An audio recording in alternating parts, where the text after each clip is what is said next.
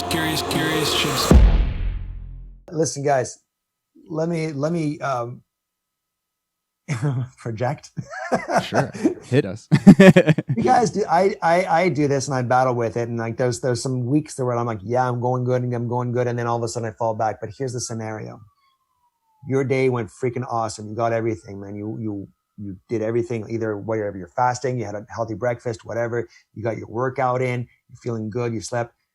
But at night when it's just time to relax and sit down, that's when it's time to drink a little bit more alcohol than you'd like, eat more carbs than you're supposed to, eat more calories than you're supposed to. Does that nighttime sound familiar to you guys? Where like, yeah, but yeah? why? Why is it nighttime, man? So that's actually goes in line with this dopamine. Is that end of the day?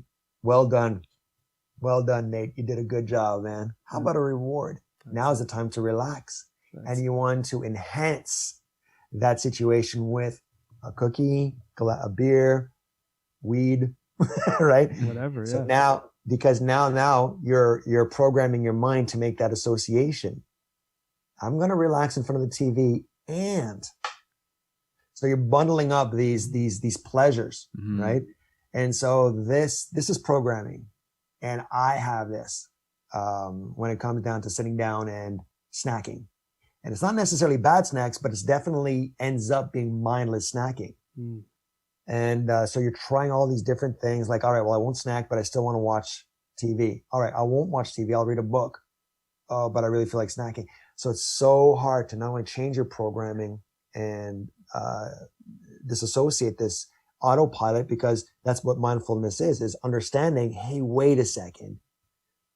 And meditation, the main goal of meditation is to train your brain to stop and think about it. So even though you're meditating in the morning, you are all these things like mantra, body scans, focusing on your breathing, all that has one thing, is trying to be focused in the moment. And being focused in the moment is something that translates to the rest of the day, so that when you are on that autopilot, which for most of the day, you are very aware of what's going on, man. You're part of your routine. It's part of your plan. You got to do this. And at nighttime, what the heck's going on? So I'm projecting because this is something that I've battled over COVID. Over COVID, it was, I don't know what the heck happened, but I developed something called nighttime eating disorder, which sounds exactly what it is. Well, I'm happy there's a name for it, because this is something I've been dealing with too, this whole COVID situation. And a few of my friends too, and I'll be honest about it. It's like I can kill the day like you're talking about, and then as soon as that sun goes down and things are more quiet, I just pull out my phone. And now that like this world is so easy to just order, I literally would just order a meal. I'm not even hungry, and I would just snack it watching a show or a movie. But then this starts becoming 1 or 2 nights, and then 3 nights, and then before you know it, I'm doing it for weeks on end, pretty much almost every night, and it's just, I don't know how to describe it, but it's mindless, and it's like it's tricky and insidious, because it goes under like the umbrella of, you did really good today, you trained, you ran, you ate super healthy, you fasted all day, let's have a little reward, and then it's like you justify it that way. But I have a theory. Please share. I'm sorry to interrupt. Because you mentioned it as a, how do I put this? You said it's a learned response, like it's association. It's kind of like we're taught, and it made me think of something Drew Carey said, because he lost a lot of weight in his life. He used to be like one of those like known to be chubby or fat actors. And he said, why do you reward yourself with bad food? Like, why do we think that way? It's just that simple question just makes you feel ridiculous, and it's like, when we have those satisfying moments, they end, and then we kind of have a down. You could have a great day and then kind of end up, alone, like in your apartment at the end of the day, and the contrast is painful. Yeah. So the mindlessness is almost like a dissociation. It's almost like this protective, like, I don't want to feel that down. And instead of going within and seeing, everything is okay and those accomplishments are still there, there's just this kind of feeling of vacancy because of the contrast, and you kind of you create a space to be above the duality and all this fun, spiritual nonsense or sense. But so the reaction that's too quick to catch often for us is to go, how do I keep the feeling going, essentially? And like you're saying, like the whole topic so far is the new anticipation. Let's call Uber Eats and watch the car get closer to the house. Let's literally watch a show that ends on cliffhangers, and like let's just put things in front of us so that the race is never over and we don't have to feel that feeling. Even though we accomplish, even though we feel like we like on paper we checked something off and we feel good, there's just that feeling of like, now what? Or like I did it, I put all this work in, I'm still left with me, sort of, and like this is where things got to get more spiritual, and we got to have this real like mindfulness practice, but like there's a physical aspect to it and just kind of a simple practice, and that's valuable, but there's also this cerebral like idea understanding that you need to know why you're doing it and all, and the more that's kind of why we have this podcast. It's just feed that ego part of it and understanding part of it, so that all parts of your brain are like on the same team, sort of. So that's my theory. I just want to add, because that made some pieces click in my brain. It's just like throughout the whole day, let's say you're busy, you're in the moment in the sense that you're doing what you have to do, but you're not really having that awareness because you work or whatever. And then when you come home, you're still in that mindset of just like, what do you have to do? What of this? And sometimes sitting into it is just, that mechanism is not strengthened throughout the day. So you just want to continue on that momentum of the next thing, the next carrot you want to grab. So that's where the Uber comes in and the cliffhanger shows come in, because now you're waiting for that next thing. And that... I love it. Yeah, you got it. You got it. And now I'm realizing that's the crucial point. It's like the cold shower for that pattern. You have to sit in that moment and just observe. And just a few minutes of that would literally break that pattern. And you would realize, oh shit, I'm not even hungry. I don't want to order. And let's just meditate for 10 minutes or whatever. And that's how it has to happen. So thank you guys.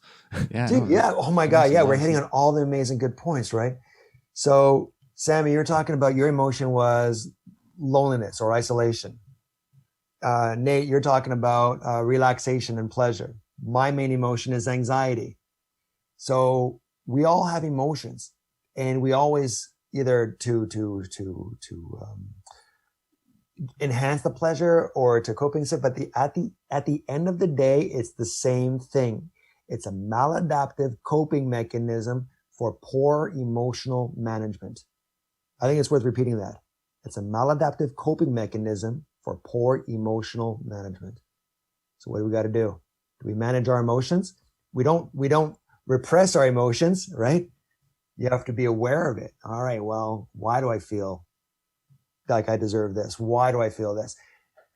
Cold showers, there's no doubt about it. You don't think anything else but, shit, it's cold. It's the ultimate being present mindfulness, right? And a lot of exercises are like that as well. Especially not working out the gym, because my mind just goes on, but say like you're doing a team sport, you got to be in the game, right? So this is amazingly healthy. I remember I went mountain biking for all day, and I thought about nothing but looking at the road and making sure that stuff like that is meditative, and it's true. It's good practice. So if you can find something like that in your day to train your mind to be aware of the present. Yeah. It sounds so new agey. And I think the me of 2 years ago would have been like, all right, just do it. Just do it. And the problem is that I used to be that guy. I used to be like, you want to lose weight? Just do it. You want to follow the keto diet? Just do it. If you have a craving for something, you want to cheat, just sit on your hands for 20 minutes. That craving is going to pass. Just sheer will. Yeah. And there's a lot of people like that. And those people don't understand those who are constantly fighting fat loss, addiction, a bad place they can't out because for them, and there's a genetic component to that. Just some people are just like that. Mm-hmm. I have clients, I give them a plan and then boom, they just follow it right through. And I got other clients, I don't know, things are going on. And I can say right now, after having COVID and a change in my lifestyle and trying to find ways to adapt, I can actually, and now I think of working out as I used to think of working out as a necessity. Now I think of it as a privilege. Because if I have time to work out, man, I'm thinking, God damn it, thank God. Whereas a lot of people are thinking like, yep, going to the gym, it's my regular thing. And I just don't understand why everybody doesn't go to the gym. And so now I understand why that is. Now I understand how to have poor emotional management. And so, yeah, I've been on both sides of the coin. And I think it's really important for people who have not been on the both sides of the coin to just be nice. You don't understand what people are going through. And I don't still. I just don't understand that. I think I'm getting it. I think I'm getting why it's so hard to manage your emotions, why it's so hard to unravel that programming that you've had since childhood.